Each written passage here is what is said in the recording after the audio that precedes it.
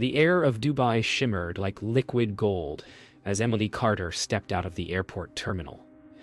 Everything was brighter, louder, and richer than she had ever imagined. She had dreamed of this moment for months.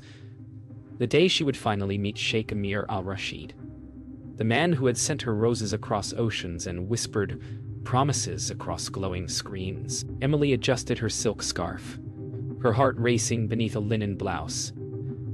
The world had told her to be careful, but love had always been her weakness. Amir's messages had felt genuine, full of poetry, warmth, and quiet certainty. Now, as a sleek black Rolls-Royce pulled up, she thought, "This is it. My life is about to change." A chauffeur bowed slightly and said, "Welcome to Dubai, Miss Carter." She smiled, stepping into a world she didn't yet know would devour her. The palace was unlike anything Emily had seen. Walls carved in ivory, chandeliers dripping with crystal, and corridors that smelled faintly of rosewater and oud. Servants moved silently through marble halls, their footsteps echoing like whispers. And then she saw him, Sheikh Amir al-Rashid. Tall, perfectly poised, wearing a tailored white kandura that glowed under the chandelier light. His smile was magnetic, his presence commanding. He took her hand gently, and for a fleeting moment, every doubt dissolved.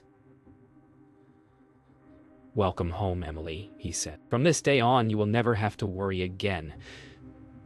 But in his eyes, hidden beneath warmth, was a glint of possession. One she would only recognize much later. Later that night, Amir led her to a terrace overlooking the city. The skyline shimmered in the distance, 1,000 lights reflecting on her wine glass. He spoke of their future, of family, of legacy, of belonging. Emily listened, enchanted, but something in his tone made her chest tighten. Every compliment came wrapped in instruction. How she should dress, whom she should trust, what she should post online. "You're not just my wife-to-be," he said, smiling. "You are my reflection." She nodded, but inside a chill crept into her perfect view of the city. Emily explored the palace the next morning, barefoot on cold marble floors. The corridors seemed endless, portraits of Amir's ancestors staring down like silent judges. She paused before one, a woman in pearls and a crimson gown, her face hauntingly similar to her own. A servant approached, bowing low. "That was his late wife," the woman whispered before disappearing into another hallway. Emily froze. Her heart quickened.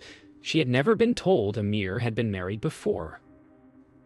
That night, lying awake in the vast canopied bed, Emily heard a sound, a faint cry echoing from somewhere below.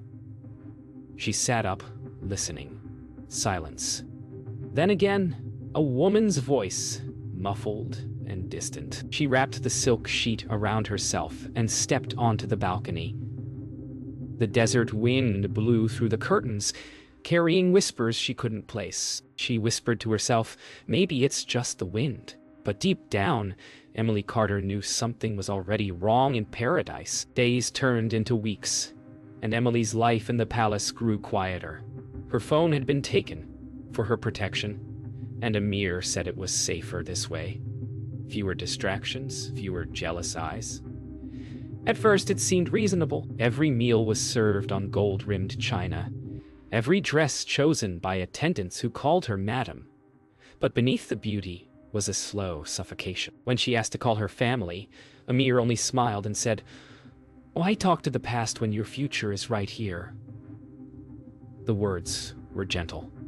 The meaning was not. The next morning, a servant handed Emily a phone, stripped of internet access. "For palace use only," the woman said softly. Emily tried dialing Nadia's number. It didn't go through. That night, she stared out the window at the desert. Isolation spread around her like sand, endless, suffocating, and silent. She had traded freedom for love, and now both felt like illusions. Amir's sister, Farah al-Rashid, appeared one afternoon with quiet grace. She was elegant, wrapped in a deep emerald abaya, eyes heavy with unspoken truth. "You must learn the palace rhythm," Farah said gently. "There are rooms you do not enter, people you do not question." Emily nodded, sensing compassion beneath the warning. Farah paused before leaving. "Be careful what you believe, sister. Some dreams are built to keep you sleeping." That night, Amir invited her to dinner alone. Candlelight flickered across his face as he spoke of loyalty, obedience, and purity. "You are safe because I protect you," he said. Emily smiled weakly, but her pulse betrayed her fear. Every time she spoke, his eyes sharpened, measuring, dissecting. By dessert, she realized he didn't want a partner. He wanted possession. Later, Emily wandered to the courtyard. The desert night was still, save for the hum of fountains. She whispered her fears into the darkness, and somewhere above, a security camera blinked red. She realized then she was never alone in this palace. Emily followed the wrong hallway one afternoon and found a locked door near the servants' quarters. Behind it, she heard faint music and laughter that stopped the second she moved closer. She touched the brass handle. It was cold, as though warning her to stay away. A maid appeared instantly. "That area is forbidden, madam." Emily smiled politely, but her curiosity had already bloomed into dread. Farah found Emily later in the library, pale and trembling. "You heard the music, didn't you?" Farah whispered. Emily nodded.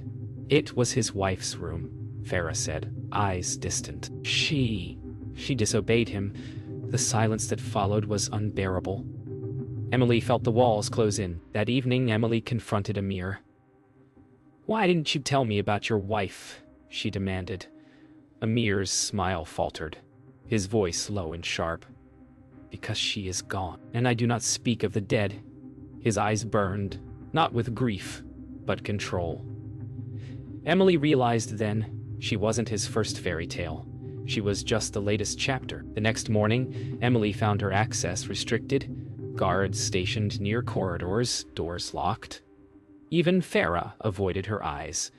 At breakfast, Amir kissed her forehead and said, "You must rest. You've been wandering too much." His tone was sweet, but the message was clear. Her freedom had expired. That night, the palace lights flickered. Emily crept toward the forbidden hallway again. This time, the door was ajar. Inside, she found framed photos of Amir's first wife and recordings of lavish parties that ended in silence. She heard her own voice next, recent, laughing. The footage came from hidden cameras. Her entire life here had been filmed. Amir confronted her the next day. "You disobeyed me," he said softly. "Why?" Emily tried to speak, but his hand struck the table. "Do not lie to me." The echo filled the room like thunder. Tears welled in her eyes, but she stood her ground. "Because I wanted to know the truth." Amir's face darkened. "Truth," he whispered, "is what I allow." After that, Emily's movements were watched. Her meals were brought to her room. Farah slipped her small notes in teacups. "Be patient. I will help you." Emily began documenting everything, recording voice memos, hiding them in the lining of her suitcase. If she couldn't escape, at least the world would know. Farah met Emily in the garden after midnight. The air was thick with jasmine. "You have to leave soon." Farah whispered, "He's planning something." Emily grabbed her hands. "Come with me." Farah shook her head. "I can't." "But I can give you a way out." She slipped a key into Emily's palm. "When you hear the drums, that's your moment." The following evening, Amir hosted a grand banquet. Guests laughed, music thundered, and Emily smiled like an actress in her own illusion. Her heart pounded as the drums began, echoing through the palace walls like an omen. This was her chance. Emily slipped away as laughter echoed behind her. She ran through marble corridors, clutching the key. The drums grew louder, and so did the sound of footsteps chasing her. As she turned the corner toward the terrace, the final lock clicked open. The desert wind roared in her ears. She had no plan, no passport, no phone. But for the first time, she was free enough to scream. Emily burst through the terrace doors, lungs burning, silk gown torn. The desert wind hit her like a wall of heat. Behind her, footsteps thundered, and voices shouted in Arabic. She could see the palace gates in the distance, far beyond the gardens and stone paths that glittered under the moon. Her bare feet slapped against the marble as she ran. Somewhere inside, she could hear Amir shouting her name, his voice echoing through the halls. The fairy tale was collapsing, and every echo of his voice reminded her that this palace was built to keep women like her trapped. She reached the outer courtyard and tried the key. It jammed. Her hands shook as she forced it again. The metal screamed. Behind her, shouts grew closer. Then, a click. The gate opened just enough for her to slip through before a guard's hand brushed her shoulder. She ran barefoot into the sand, stumbling, gasping.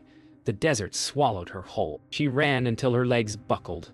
The palace lights shrank to pinpoints behind her. She collapsed beside a dune, sobbing, blood streaking her knees. For a moment, silence. Then headlights in the distance. A passing truck slowed. A man climbed out, his uniform marked with a government insignia. "You need help?" he asked in broken English. Emily nodded weakly. Please, help me." Inside the truck, Emily trembled, clutching a blanket as the driver radioed for help. Through the rear window, she saw the palace fading into darkness. Her body shook with adrenaline, but her mind was clear for the first time. She was alive. Somewhere behind those walls, Amir was realizing that the woman he owned had vanished into the night. By dawn, the truck reached a police outpost. Emily stumbled inside, voice hoarse as she told her story. The palace, the cameras, the screams.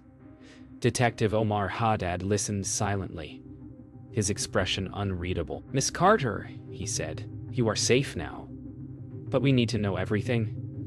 And she told him every glittering, horrifying detail. Detective Omar and his team arrived at the Al Rashid Palace that afternoon. Amir greeted them with calm authority, denying everything. "She is confused," he said smoothly, "a foreigner, frightened by her own imagination." But Omar's eyes caught something. A faint red light in the ceiling corner. A camera lens. "Then you won't mind if we look around?" he said quietly. Omar's team searched every corridor, finding hidden microphones, security feeds, and a locked basement door. When they broke it open, they discovered evidence of Amir's discipline sessions, rooms with restraints, photographs, and torn dresses. Farah stood at the top of the stairs, silent tears running down her face. It was over. Her brother's secrets had been unearthed. Amir was arrested that evening, his calm facade breaking at last. As he was led away in handcuffs, he looked at Farah.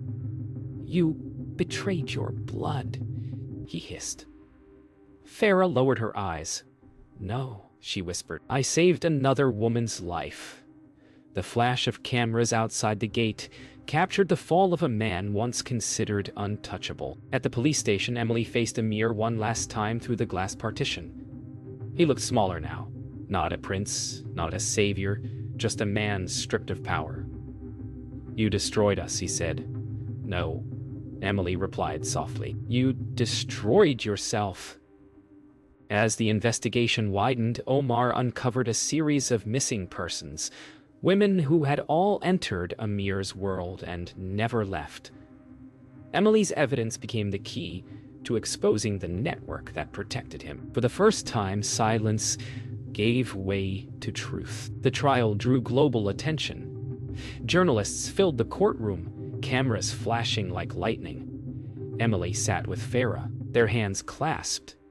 When Amir entered in shackles, the world saw not a hero, but a monster dressed in silk. For Emily, it wasn't revenge she wanted, only acknowledgement that the nightmare had been real. Farah testified first. Her voice shook, but her words were clear. "I was silent too long. I saw what he did. When Emily took the stand, she told her story with trembling strength. The gallery wept. By the end of her testimony, even the judge looked shaken. When the verdict came, guilty on all counts, the courtroom erupted in murmurs. Amir's eyes met Emily's one last time. No hatred, only emptiness. The fairy tale had ended in cold daylight. Weeks later, Emily boarded a plane back to Manchester. She looked out the window as Dubai disappeared beneath the clouds. The city was still beautiful, but now she knew how beauty could lie. She whispered to herself, "I'm free." Months later, Emily began speaking publicly about her experience, using her platform to help women recognize coercive control and online manipulation. Her final message resonated across the world. Love doesn't take your freedom. If it does, it isn't love.